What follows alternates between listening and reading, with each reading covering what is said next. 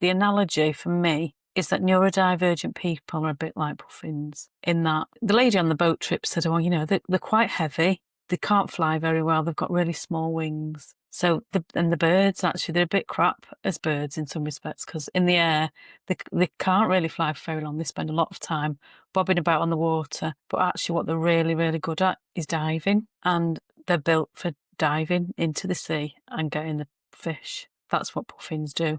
And I think maybe neurodivergent people are a bit like puffins, in that they're judged for being a bit crap as birds, but actually that's not what they do. Puffins are made to be divers. They're seabirds, and they're still birds. And so instead of diagnosing puffins and saying, right, well, they've obviously got a disorder as birds. They're not very good at flying. They've got little stubby wings, and they're really too heavy for flying. We need to help them. And some people in America would say, well, got any medication that could fix this situation, or can we do anything to make them better at flying? Or in this country, well, we'll diagnose them as disordered, the disordered birds, and what we'll do is we'll set up systems to help them be less disordered in this world, and we'll get all the puffins onto the land, and we'll put pots of water around for them to sit in a bit, and then they'll feel a bit better because they bob about, and then we can just put them back on the land. Hopefully they'll just learn to fly a bit better. For me, it was just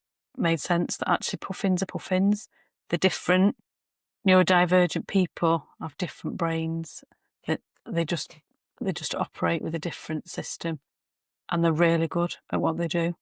And we've just got this system now that we're stuck in this dead end of people in the world talking about this pandemic of autism, pandemic of ADHD. Too many people. Where are they all coming from?